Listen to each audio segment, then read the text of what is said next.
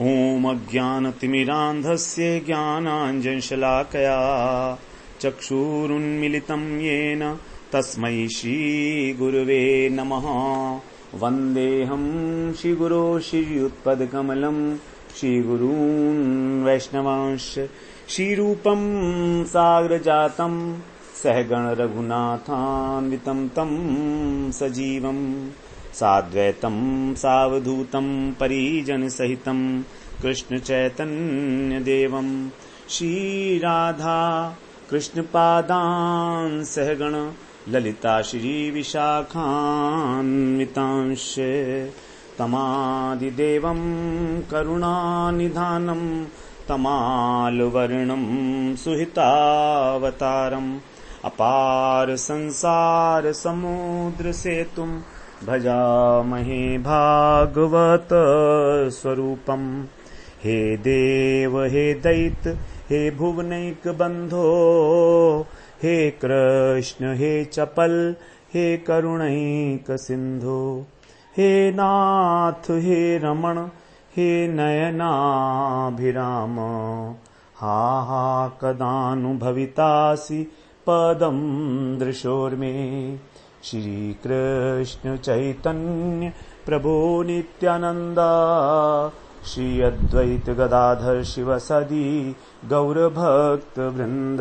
हरे कृष्ण कृष्ण कृष्ण हरे हरे हरे राम राम राम हरे हरे। हरे कृष्णा। सर्वप्रथम मैं अपने गुरुपाद पद ओम विष्णुपाद अष्टोत्तर शत श्री श्रीमद् भक्तिवेदांत माधव गोसाई महाराज के चरण कमलों में अनंत कोटि दंडवत प्रणाम ज्ञापन करता हूँ। हम लोग श्रीमद् भागवत पुराण में अष्टम स्कंध अर्थात मनवंतर लीला का श्रवण कर रहे हैं, जिसमें हमारा 27वां प्रकरण दान धर्म प्रकरण चल रहा है। इसमें हम लोग समुद्र मंथन के बाद जब भगवान ने मोहिनी रूप धारण करके और देवताओं में अमृत बांट दिया तो दैत्य जो थे, असुर जो थे, उनको बड़ा क्रोध आया और उन्होंने जो है चढ़ाई कर दी देवताओं के ऊपर। अब देवासुर संग्राम हुआ है, बहुत भयंकर संग्राम हुआ है। एक क्षीर सागर जहां पर समुद्र मंथन हो रहा, उसके तट के ऊपर ही बहुत भयंकर संग्राम हुआ है।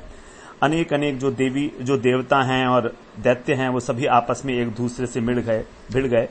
अनेक प्रकार के अस्त्र शस्त्र आदि का यहाँ पर वर्णन किया गया है और कौन कौन देवता किस किस असुर के साथ भिड़े उस सब की यहाँ पर बड़ी विस्तृत रूप से व्याख्या की गई है। सारी की सारी रणभूमि जो है उसमें जो वीर थे, जो देवता और असुर थे, उनके पैरों की धमक से और रथों की रगड़ से पृथ्वी जो है पूरी जो है उखड़ गई थी और उसकी तो धूल जो है उससे सारी दिशाएं और आकाश तक भर गया था। उसके बाद फिर खून भी इतना बहा कि उस खून से ही वो सारी की सारी धूल जो है नीचे बैठ गई। और फिर बता रहे हैं कि सारा लड़ाई का मैदान था, उसमें कटे हुए सिर पड़े हुए थे, किसी के सर पर मुकुट था, किसी के कुंडल था, किसी ने अपने होठों को दांतों से दबा रखा था और लंबी लंबी भुजाएं जो हैं जो आभूषणों से सुसज्जित थी ऐसे कटकर गिरी हुई पड़ी हुई थी। बड़ा भयंकर दृश्य था वहां पर रणभूमि में। 39 श्लोक तक हम लोग श्रवण कराए थे। अब 40वें श्लोक में कह रहे हैं कबंधास्तत्र चोत्पेतु पतितस्व शिरोक्षिभिः उद्यतायुधदोर्दण्डैर् आधावन्तो भटान् मृधे। 40वां श्लोक है 10वें अध्याय का अष्टम स्कंद में। कह रहे हैं तत्र मृधे, उस युद्ध भूमि में पतित माने गिरे हुए जो कबंध मतलब धड़ थे, वो स्वशिरः अपने सिर के अक्षिभी माने नेत्रों से देखकर और दोर दंडई भुजाओं में हथियार उठाकर उद्यत आयुधई भटान दूसरे योद्धाओं की ओर दौड़ने लगे। आधावंत अर्थात जो धड़ थे उस युद्ध भूमि में गिरे हुए वे भी। तो ऐसा प्रतीत होता है कि जैसे जहां जो युद्ध मारे गए थे वहां पर वो तुरंत ही प्रेत बन गए और यद्यपि उनके सिर जो थे वो शरीर से कटकर अलग हो गए थे, लेकिन नए धड़ पैदा हो गए और ये नए धड़ जो हैं उन कटे हुए सिरों की आंखों से देख रहे हैं और शत्रु के ऊपर आक्रमण करने लगे। अर्थात युद्ध भूमि सम्मिलित होने के लिए अनेक प्रेत उत्पन्न हो गए, जिससे कि उस युद्ध भूमि में ऐसे ऐसे धड़ जो हैं वो अपने ही जो उनके सिर थे उनके अंदर जो नेत्र लगे हुए थे उनसे देखने लगे और शत्रुओं को मारने लगे।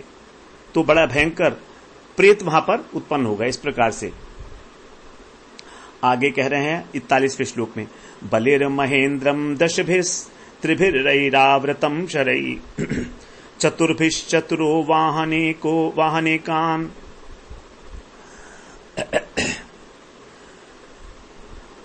चतुर्वाहन एकेनारोहम अर्चयत। राजा बलि ने महेंद्र माने इंद्र को 10 और त्रिभि माने 3 से ऐरावत को 10 बाण जो है इंद्र पर चलाए राजा बलि ने, और 3 बाण उसके जो हाथी है ऐरावत पर चलाए, और चतुर्भी और 4 बाणों से वाहन जो उसका ऐरावत हाथी था वाहन उसको चतुर्ह 4 चरणों की रक्षा करने के लिए 4 चरण रक्षक जो थे उनके ऊपर चलाए। एकेन शरह और एक बाण जो है मुख्य महावत के ऊपर चलाया। आरोह माने महावत। इस प्रकार कुल 18 बाण उन्होंने छोड़े। इंद्र को मारने के लिए एक साथ उन्होंने 18 बाण छोड़े। 10 बाण तो इंद्र के ऊपर, 3 उनके वाहन पर ऐरावत पर, 13 हो गए। 4 उसके जो चरणों के रक्षक थे ऐरावत हाथी के, 17 हो गए। उसके बाद एक महावत पर, मुख्य महावत पर 18, तो कुल 18 बाण चलाए। तो वहां पर ऐसा प्रतीत होता है कि जो वाहन होते थे उसके चरणों की भी रक्षा की जाती थी। जैसे यहां पर बताया कि ऐरावत हाथी के जो चरण हैं उनकी रक्षा के लिए भी एक जो है रक्षक नियुक्त था, तो वाहन के चरणों की भी रक्षा की जाती थी। तभी तो वो 4 रक्षकों के ऊपर, चरण रक्षकों के ऊपर चलाए कि उसकी रक्षा होती रहे ऐरावत के चरणों की। 42वें श्लोक में कह रहे हैं, सताना पततः शक्रस तावद भी शीघ्र विक्रमः चिच्छेद निशितैर्भल्लैर असंप्राप्तान हसनिव। शीघ्र विक्रम, जो अत्यंत शीघ्र पराक्रमी हैं इंद्र, उस इंद्र ने तान आपततः उन बाणों को आते समय ही, असंप्राप्तान पहुंचने से पहले ही, तावत भी उतने ही, निश्चितई माने तीक्ष्ण, भल्लई माने भालों से, भल्ल नामक बाणों से, हसनिव चिच्छेद हंसते हुए काट दिया बड़ी फुर्ती के साथ। तो यहां पर इंद्र के लिए संबोधन किया गया शीघ्र विक्रमः, अर्थात बहुत फुर्तीले हैं और बड़े पराक्रमी हैं ऐसे। तो तीख भल्ल नामक बाणों से वहां पहुंचने से पहले ही हंसते हंसते उनको काट डाला। 43वें श्लोक में कहते हैं, तस्य कर्मोत्तमं वीक्ष्य दुर्मर्षः शक्तिमाददे ताम ज्वलंती महोल्काभाम हस्तथाम मच्छिन्नधरै चनद्धरि हरिः। तस्य उत्तमम कर्म वीक्ष्य, इंद्र का ये उत्तम पराक्रम देखकर, दुर्मर्ष असहनशीलता उसको सहन नहीं कर पाया, उसके लिए शक्तिम, जो राजा बलि ने फिर शक्ति उठाई, आददे माने शक्ति उठाई, और ताम महाउल्काभाम, उस बड़े उल्का के समान जो शक्ति है, वो एक आग की वो होती है जिसमें से अग्नि निकलती है, उसके समान प्रज्वलित अग्नि जो थी हाथ में रहते ही, उसके हाथ में ही थी वो बलि के। तब क्या हुआ, हरि अच्छिन्नत, यहां पर इंद्र को हरि कहा गया, तो हरि अर्थात इंद्र ने उसको काट दिया। अभी वो शक्ति छुटी नहीं थी, अभी वो केवल बलि महाराज के हाथ में ही थी। उसके हाथ में रहते रहते ही छूटने से पहले ही उसको खंड खंड कर दिया बलि इंद्र ने। तो ये जो शक्ति है, एक दूसरा हथियार था, ये अग्निपुंज की भांति जो ज्वलित रहता है, जलायमान रहता है, इस प्रकार का। 44वें श्लोक में बोलते हैं, ततः शूलम ततः प्रासम ततस्तोमर मृष्टयः यदि अच्छस्त्रम समाद्यात् सर्वम ततनिच्छिनत विभुः। इसके बाद उन्होंने, बलि महाराज ने भाला उठाया, शूल, फिर प्रास उठाया, फिर तोमर, फिर उसके बाद शक्ति, रिष्टि, ये जो जितने शस्त्र थे उनको एक एक करके बलि महाराज उठाते रहे। आदद्यात, और तत्सर्वम, उन सबको जो विभु अर्थात इंद्र हैं समर्थ, उन्होंने अच्छिन्नत काटते रहे। टुकड़े टुकड़े कर डालते थे। जो भी बलि महाराज अपने हाथ में शस्त्र उठाते, इंद्र उसके टुकड़े टुकड़े कर डालते। 45वें श्लोक में ससर्जार्था सुरिम मायाम अंतर्धान गतो सुरः ततः प्रादुर्भूच्छैलः सुरानीको परिप्रभुः। हे राजन, अथ इसके बाद जो असुर है, जो असुरों के राजा बलि हैं, उन्होंने अंतर्धान गतः अंत अदृश्य होकर आसुरी मायाम ससृज आसुरी माया उत्पन्न की, जिसने सुर अनीका जो देवताओं की सेना थी उसके ऊपरी माने ऊपर शैल प्रादु एक पर्वत जो है वो प्रकट हुआ अभूत। तो उस देव सेना के ऊपर एक पर्वत उत्पन्न हो गया उस आसुरी माया के प्रभाव से। अब आगे 46वें श्लोक में कहते हैं ततो निपेतुस्तर्वो दय्यमाना दवाग्निना शिला सटंक शिखराश चूर्णयन्त्यो द्विषद बलम। ततः दावाग्निना, उससे दावाग्नि से, दह्य माने जलते हुए वृक्ष, और सटंक माने तीखी धार वाले शिलाएं, और शिखर द्विशत शत्रु की जो सेना थी उसको चूर्णयन्त्य निपेतु कुचलते हुए गिरने लगे। तो उस पर्वत से जलते हुए वृक्ष और तीखी धार वाले शिखरों के साथ जो नुकीली शिराएं थी, जो पत्थर थे बड़े बड़े, वो सब नुकीले नुकीले पत्थर वो गिरने लगे और जलते हुए वृक्ष गिरने लगे। इस प्रकार से एक माया उन्होंने आसुरी माया रची। अब 47वें श्लोक में कहते हैं महोरगा समेत पेतुर दंद शूका सवृश्चिका सिंह व्याघ्र वराहाश मर्दयंतो महागजान। इसके बाद बड़े बड़े सर्प, उरग माने सर्प, सर्ववृश्चिका बिच्छुओं के साथ, दंद शूका जो अन्य डसने वाले जीव हैं कि वो हैं, और सिंह और बाघ और वराह और बड़े बड़े हाथी को मर्दयंत मारते हुए सम उत्पेतु वो उत्पन्न हो गए सारे के सारे। तो बड़े बड़े सांप, बिच्छू इत्यादि जो जीव हैं उछल उछल कर काटने लगे, डंक मारने लगे। सिंह, बाघ और सुअर, ये सब बड़े बड़े हाथी जो थे देवताओं की तरफ, उनको फाड़ने लगे। अब 48वें श्लोक में बोलते हैं या तु धान्यश्च शतशः शूल हस्ता विवाससः छिंदी भिंदिति वादिन्य तथा रक्षो गणा प्रभो। हे राजन, शूल हस्ता, त्रिशूल हाथ में लिए हुए, नग्ना, विवास से माने नग्न, छिंदी छिंदी, काटो काटो मारो, इस प्रकार का, वादिन्य माने बोलने वाली, शतश माने सैकड़ों, यातु धान्य राक्षसियां और राक्षस प्रकट हो गए मायाव से। इस प्रकार से सैकड़ों जो हैं हाथों में शूल लिए हुए, मारो काटो कहते हुए सैकड़ों नंग धड़ंग राक्षसियां और राक्षस जो हैं वहां प्रकट हो गए। अब 49वें श्लोक में बोलते हैं ततो महाघना व्योमनी गंभीर परुषस्वनः अंगरागान मुमुचुर वातैराहता स्तनैर्नवः। ततः माने उसके बाद फिर गंभीर और परश स्वनः कठोर शब्द करने वाले जो महाघना महामेघ थे, वे स्तनैत्वनभ बिजलियों के समान, वातई माने वायु से आहत होकर अंगारान मुमुचू अंगारों की वर्षा करने लगे। तो बिजली चमकने लगी, आंधी के झकझोर होने से, जलने से बादल अंगारों की वर्षा करने लगे और बादलों की घटाएं जो है सब मंडराने लगी वहां आकाश में। 50वें श्लोक में सब ये बलि महाराज की माया है।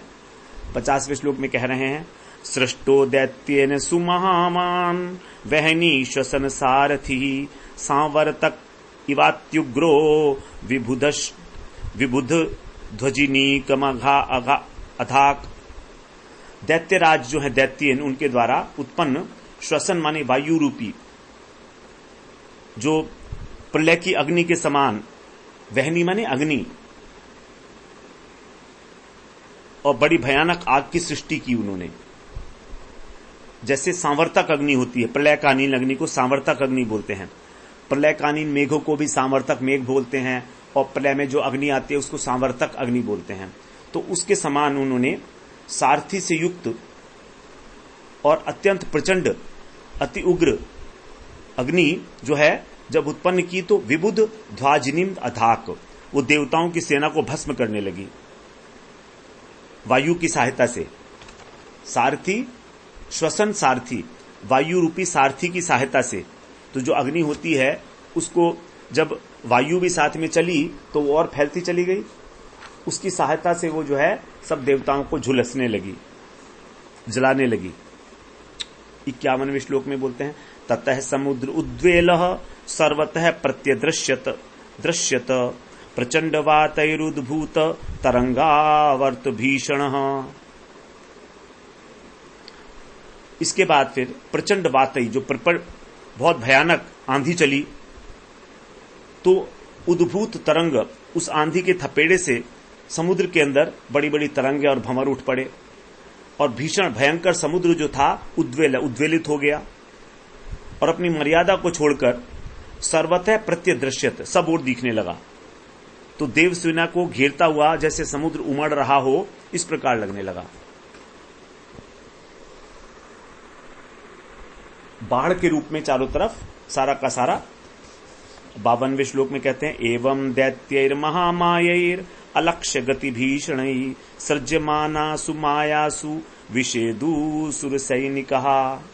इस प्रकार जो महामायावी और अलक्ष्य गति, अदृश्य गति वाले भीषण दैत्य, भयानक दैत्य के द्वारा, भयानक दैत्य कौन, बलि महाराज के लिए कह रहे हैं, सृज्य मानासु, उत्पन्न की जाती हुई माया से सुर सैनिका विषेदु, देवताओं के सैनिक थे वे अत्यंत विषाद को प्राप्त हो गए। विषेदु माने दुखी हो गए अत्यंत। 53वें श्लोक में कहते हैं न तत्प्रतिविधिम यत्र विदुरिंद्रादयो नृप ध्यायतः प्रादुर्भूत तत्र भगवान विश्व भावनः।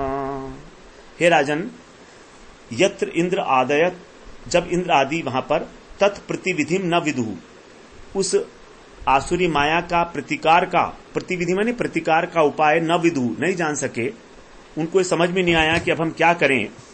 बहुत सोचा विचारा लेकिन कुछ समझ में नहीं आया।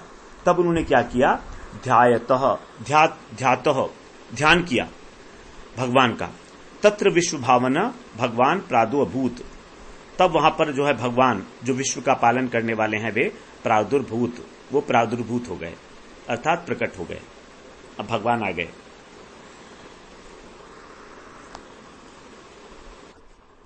अब 54वें श्लोक में कह रहे हैं ततः सुपर्णा सकृतांघ्रि पल्लवः पिशंगवासा नवकंजलोचनः अदृश्यताष्टायुध बाहुरुल्लसत् श्रीकौस्तुभानर्घ्य किरीट कुंडलः। भगवान की शोभा का वर्णन है।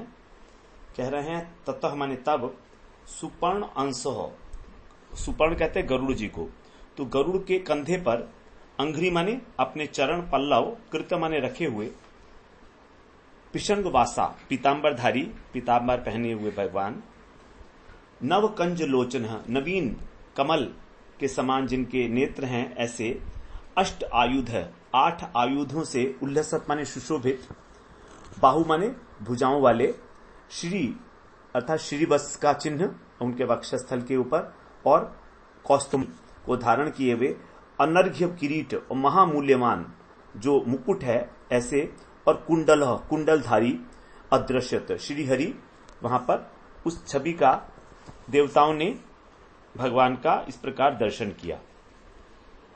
55वें श्लोक में बोलते हैं तस्मिन् प्रविष्टे सुरकूट कर्मजा माया विनेशूर महिना महीयस स्वप्नो यथा ही प्रतिबोध आगते हरिस्मृति सर्व विपद विमोक्षणम।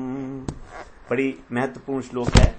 यहां पर कह रहे हैं तस्मिन् प्रविष्टे, तस्मिन् माने उन जो प्रवेश करते ही उनके, कौन है वो, महिषय, महामहिमाशाली, जो परम पुरुष हैं ऐसे महामहिष महिमाशाली, उनके प्रवेश करते ही असुर कूट कर्मजा, असुरों के जो छल पूर्वक कर्म के द्वारा उत्पन्न, अर्थात माया के द्वारा उत्पन्न जो माया थी उनकी, वो आसुरी माया भगवान की महिमा से, महीना माने महिमा, तो भगवान की महिमा से ही विनेशु माने नष्ट हो गई। तो जो कपट भरी माया थी वो विलुप्त हो गई भगवान की प्रभाव से। कैसे? जैसे कि प्रतिबोध आगते, जैसे कि जब जाग जाता है व्यक्ति तो स्वप्न जो है वो नष्ट हो जाता है, स्वप्न की सारी स्मृति जो है वो नष्ट हो जाती है, उसकी वस्तु भी नष्ट हो जाती है, उस प्रकार से। फिर आगे बड़ी महत्वपूर्ण बात है, हरि स्मृति सर्व विपद विमोक्षणम, भगवान का जो स्मरण है वो सभी प्रकार की विपत्तियों से हमारी रक्षा करने वाला है, हमें मुक्त करने वाला है। तो सारी सिद्धांत इसी के ऊपर आकर जो है पर्यवसित होते हैं कि केवल हरि स्मृति, भगवान की स्मृति ही एकमात्र संबल होना चाहिए हमारे जीवन में। जब जब कभी उनके ऊपर परेशानी आई है, देवताओं के ऊपर भगवान को स्मरण किया है। अब यहां पर एक बात आती है कि जब देवताओं ने अमृत पी लिया था तो उनको इस प्रकार से भगवान को याद करने की आवश्यकता क्यों हुई? क्योंकि वो तो बड़े बलशाली हो गए थे। तो इसके विषय में कहा जाता है कुछ टीकाकारों के द्वारा कि अमृत पीने के बाद भी देवता लोग विजय नहीं हुए, अमृत का जो लाभ होना चाहिए था उनको नहीं मिला। कारण क्या है कि जो अमृत निकला था वो चेतन वस्तु है, और वो चेतन वस्तु है तो अमृत सोचता है कि दैत्य और देवताओं ने बराबर मंथन किया है, दोनों को परिश्रम हुआ है, तो देवताओं के लिए उचित तो यही था कि दैत्यों को भी भाग मिलना चाहिए था, लेकिन देवताओं ने ऐसा नहीं किया। भगवान को याद करके और भगवान की सहायता से उन्होंने खुद अमृत पी लिया, तो ये तो ठीक बात नहीं है ना। तो इसीलिए कहते हैं कि अमृत ने देवताओं की सहायता नहीं की, लेकिन जब भगवान स्वयं आकर अब देवताओं की ओर से युद्ध करेंगे तब अमृत जो है वो उनकी सहायता कर रहा है। तो इस प्रकार से भगवान उनकी सहायता के लिए आ गए हैं। अब तो भगवान जिसके सहायक होंगे, भगवान जिसके पक्ष में होंगे, वहां तो धर्म ही है। इसीलिए अब भगवान की स्मृति के कारण अब देवता लोग जो है वो जीतेंगे। अब आगे कह रहे हैं 56वें श्लोक में, दृष्ट्वा मृधे गरुड़वाहमि भारिवाह आवेद्य शूलमहिनो दथ काल नेमि तल्लीलया गरुण मूर्धनि पतद्गृहीत्वा तेनाहन् सवाह मरिम त्रधीशः। हे राजन, इभ अरिवाह, इसके बाद जो इभ अरिवाह, जो सिंह, इभ इभ का मतलब है हाथी, हाथी का जो शत्रु है वो कौन है? सिंह। तो जो सिंह वाहन वाला कौन है? कालनेमी नाम का राक्षस।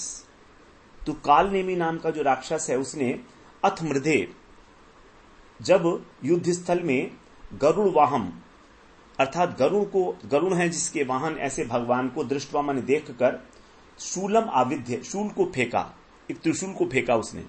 जब देखा उसने भगवान आ गए हैं तो उसने बड़े वेग के साथ अनिहोत प्रहार किया भगवान के ऊपर। तत् गरुड़ मूर्धनि, और उसे गरुड़ के सिर पर जो है पतत लीलया, गिरते हुए देखकर, लीलया माने खेलने, क्रीड़ा के समान ही भगवान ने ग्रहित्वा माने पकड़ लिया। तो जब उसने त्रिशूल चलाया तो गरुड़ के सिर पर लगने ही वाला था कि खेल खेल में भगवान ने उस त्रिशूल को पकड़ लिया। तेन संवाहम, उसी त्रिशूल से अरिम त्रयोधीश, जो उस शत्रु को अर्थात कालनेमी दैत्य को और उसके वाहन को, सवाहम, उसके वाहन के सहित आहनन, मार दिया। तो भगवान ने यहां पर कालनेमी दैत्य को उसके वाहन के समीप, वाहन था उसका सिंह, तो सिंह के समीप थी, भगवान ने उसको उसी के त्रिशूल से मार दिया, कालनेमी को। इसी कालनेमी का जो अंश है ये कंस के रूप में आया है। जो द्वापर युग में कंस है उसको कहा जाता है कालनेमी का अंश है। तो यहां पर भगवान ने उसको मार दिया था, लेकिन फिर भी उसकी गति नहीं हुई थी। ये भगवान की कोई लीला होगी, वन्यथा भगवान की लीला में तो भगवान के द्वारा जो भी मारा जाता है उसको जो है सायुज्य मोक्ष की प्राप्ति होती है, सिद्धलोक की। लेकिन कालनेमी को भगवान ने उसका जन्म हुआ है दोबारा और वही कंस के रूप में आया है। आगे अब 57वें श्लोक में कह रहे हैं, माली सुमाल्यति बलौ युधिपेत तूर्य चक्रेण कृत शिरसावथ माल्यमांस्तम आहत्य तिग्म गदया हन दंडजेन्द्रम तावाच्छिरोच्छिन्न दरेर्दनद तोरिणाद्य। अति बलौ, अत्यंत बलवान जो माली और सुमाली ये थे, यथ चक्रेण, क्योंकि चक्र से कृत शिरसा, इनके सिर काट लिए गए थे, और युधि पेततु, युद्ध में गिर गए थे, बड़े बलवान रहते थे, तो भगवान ने युद्ध में अपने चक्र से इनके सिर काट दिए थे और ये भी निर्जीव होकर गिर गए थे। तब जब माल्यवान ने देखा तो माल्यवान ने क्या किया कि तिग्म गदया, अपनी तीक्ष्ण गदा से, तम माने उन भगवान पर और अंडज उस पक्षीराज पर अहनत प्रहार किया बड़े वेग के साथ। माल्यवान ने, जब भगवान ने दो दैत्यों को मार दिया, माली और सुमाली को, जो बड़े बलवान थे, तो माल्यवान को क्रोध आया और उसने तीक्ष्ण गदा से प्रहार किया। नदतः, गर्जना करते हुए, फिर माल्यवान के प्रहार के अरिणा माने शत्रु का शिर तावत, मस्तक उसी समय आद्य अच्छिन्नत, उसका भी सिर काट लिया भगवान ने, उसके सिर को धड़ से अलग कर दिया चक्र से। तो जो गर्जना कर रहा था माल्यवान, वो प्रहार करना चाह ही रहा था, भगवान ने चक्र से उसकी गर्दन काट ली। इस प्रकार यहां 57वें श्लोक में हमारा ये जो 10वां अध्याय है पूरा होता है। अब आगे 11वां अध्याय भी आज ही हम शुरू कर लेते हैं, क्योंकि इसमें भी संग्राम अभी चलेगा और संग्राम किस प्रकार अपनी समाप्ति की ओर बढ़ता है वो 11वें अध्याय में श्रवण करेंगे। सुखदेव जी कह रहे हैं 11वें अध्याय में, श्री शुक उवाच अथो सुरा प्रत्युपलब्ध चेतसः परस्य पुंसः परयानुकंपया जघ्नुर्भृशं शक्र समीरणाय दयस्तांस्तान् रणे यैरभिसंहता पुरा। परस्य पुंसः परया, परम पुरुष जो भगवान है उनकी कृपा से, अनुकंपा मानी कृपा से, अथो सुरहा, तब जो देवता हैं वो प्रति उपलब्ध, जैसे फिर से अपना जीवन पा गए हों, ऐसा उनके हृदय के अंदर जो है उत्साह दोबारा से संचार हो गया। चेत से है, और चित्त को फिर सावधान होकर चक्र जो इंद्र हैं, समीरण माने वायु हैं इत्यादि, रणे यही पुरा, इस युद्ध में जिनसे पहले भिड़े हुए थे, जिन जिन दैत्यों से लोग भिड़े थे पहले, जिनसे दैत्यों से आहत हुए थे, तान उन पर भृशम जघ्नु, प्रबल प्रहार करने लगे। तो जैसे इंद्र बलि से लड़ने के लिए उद्यत हुए थे पहले, उसी प्रकार से जो देवता जिस दैत्य के साथ लड़ना प्रारंभ किया था और उनसे आहत हो चुके थे, अब जब भगवान आ गए तो उनकी शक्ति बढ़ गई, उनका अंदर उत्साह आ गया, तो वो भी लड़ना आरंभ कर दिए। वैरोचनाय संरब्धो भगवान पाक शासनः उच्छयद यदा वज्रम प्रजाहेति चक्रुषु। भगवान जो हैं वो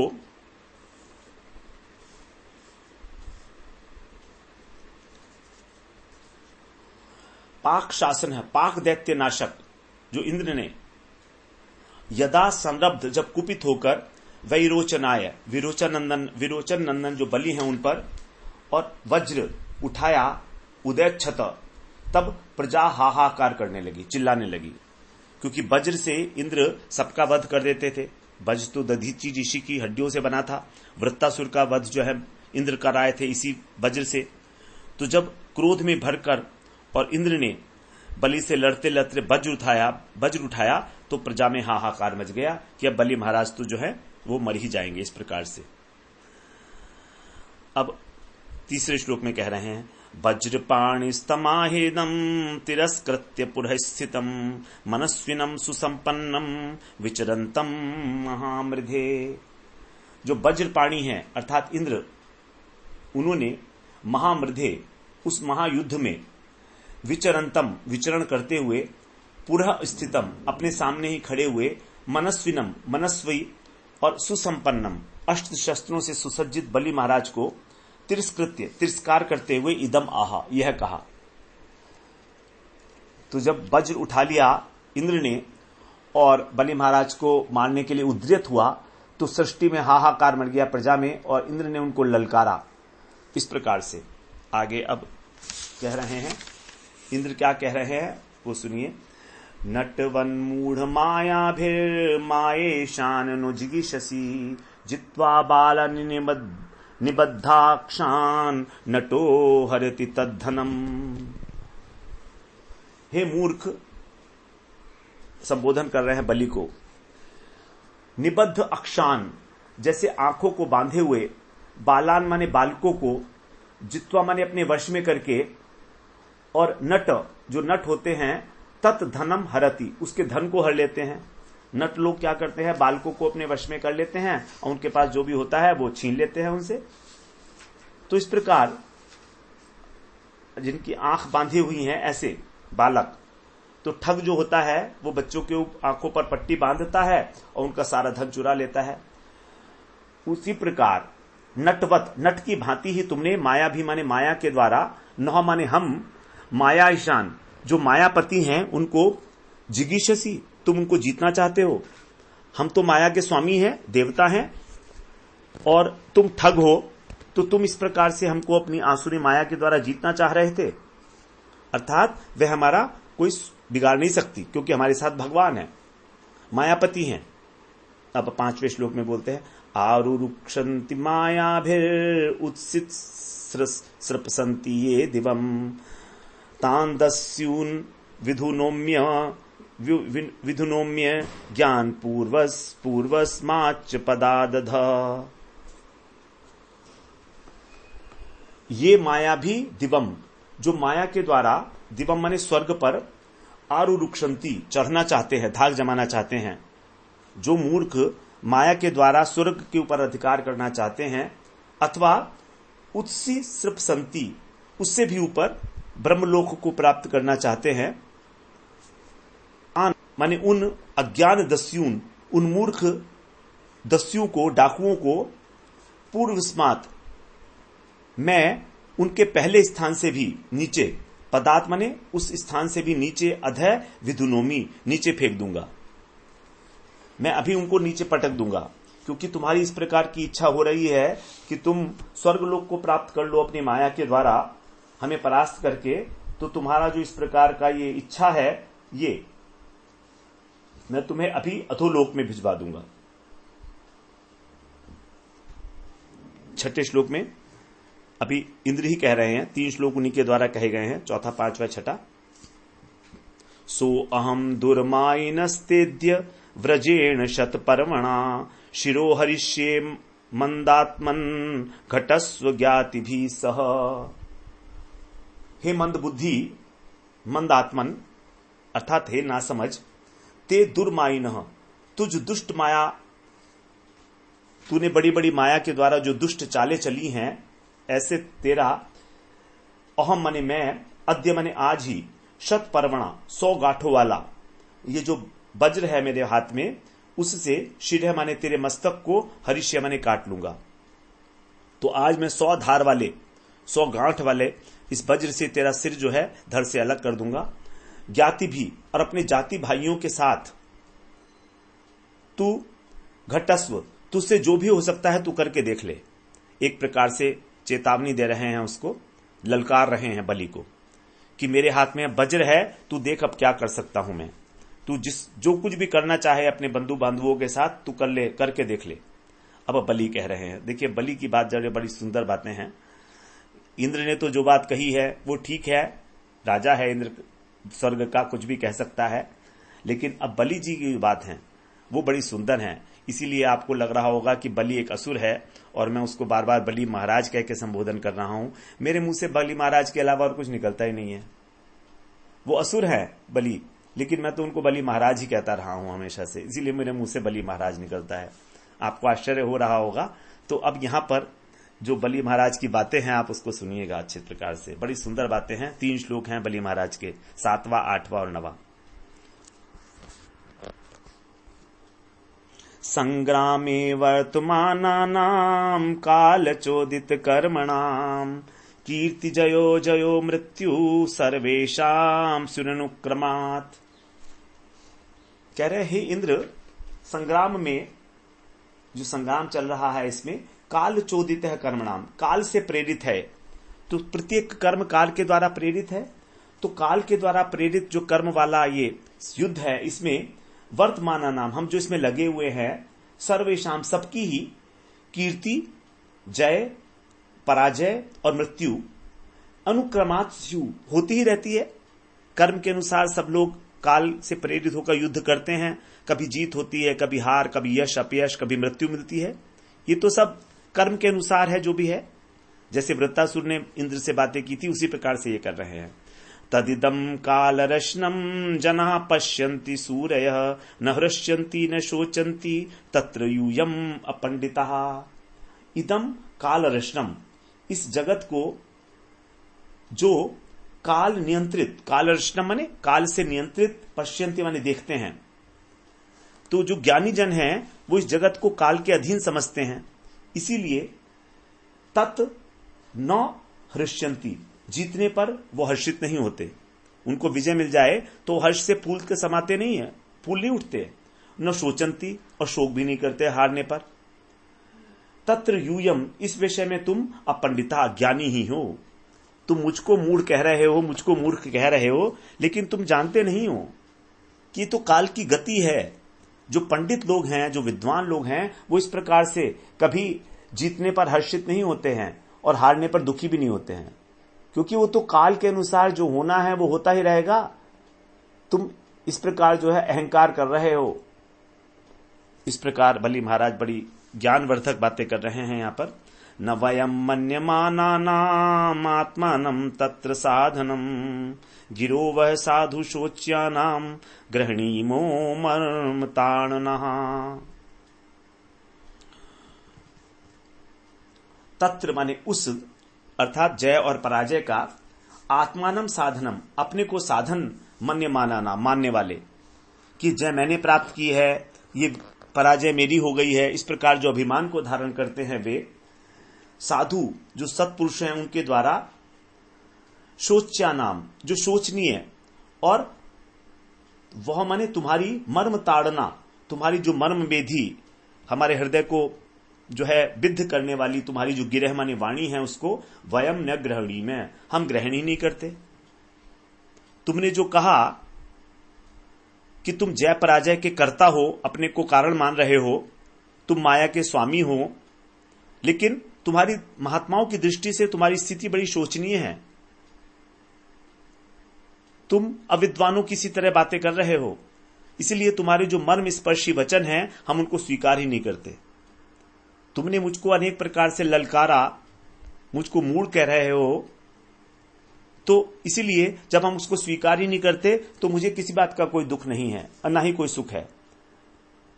ये बलि जी जो है बड़े विद्वान हैं और सब कुछ जानते हैं शास्त्रों को बहुत अच्छी प्रकार से, तो इनकी जितनी भी बातें हैं बड़ी सुंदर हैं, क्योंकि जो कुछ भी होता है वो सब प्रकृति के नियमों के अनुसार घटित होता है। तो बलि महाराज बड़े विचारवान पुरुष हैं, वे जानते हैं कि युद्ध जो है वो तो काल के द्वारा नियोजित है, काल के वशीभूत है, होना ही है तो होगा, इसीलिए कर्म का फल स्वीकार करना है। और जबकि इंद्र ने उनको धमकी दी कि वो वज्र से मार डालेंगे, लेकिन वहां विचलित नहीं हुए बलि जी बिल्कुल भी। तो यही वास्तव में क्षत्रिय धर्म है। युद्धे चापि अपलायनम, क्षत्रिय को विशेषकर युद्ध में कभी भी भागना नहीं है और सहनशील होना चाहिए। तो यद्यपि जो है बलि महाराज ने बता दिया उनको कि तुम जो है बहुत बलवान हो, स्वर्ग के राजा हो, धमका रहे हो और मुझे डराने की चेष्टा कर रहे हो, लेकिन मैं मृत्यु से बिल्कुल भयभीत नहीं हूं। क्योंकि बलि महाराज जानते हैं ये राजा इंद्र जो है बहुत शक्तिशाली है, निश्चित रूप से, क्योंकि स्वर्ग का राजा है, लेकिन फिर भी उन्होंने कहा कि इंद्र तुम बहुत विद्वान नहीं हो। जैसे भगवान ने कहा अशोच्यान अन्वशोचस्त्वम प्रज्ञावादांश भाष्य से, गतासून अगतासूंश्य नानु शोचंती पंडिता, तुम बुद्धिमानी की बातें करते हो अर्जुन, और उनके लिए शोक करते हो जो शोक करने के योग्य नहीं है। तो जो बुद्धिमान होते हैं वे न तो जीवित के लिए शोक करते हैं और न मरे हुए के लिए। इस प्रकार से बलि महाराज ने कहा कि तुम अपने को जो है कर्ता मान रहे हो यश का, ख्याति का, कि तुम जीत जाओगे, लेकिन तुम्हारे जो वचन है हमको स्वीकार नहीं है। तो बड़ी सुंदर चर्चा, बड़ी सुंदर बात इंद्र से कही है। जैसे हम लोग छठे स्कंद में श्रवण कराए हैं, उसने वृत्तासुर ने इंद्र को कहा था, उसी प्रकार से यहाँ पर फिर हम अगले सत्र में 10वें श्लोक से प्रारंभ करते हैं। वांछा कल्पतरुभ्यश्च कृपा सिंधुभ्येव च पतितानां पावनेभ्यो वैष्णवेभ्यो नमो नमः।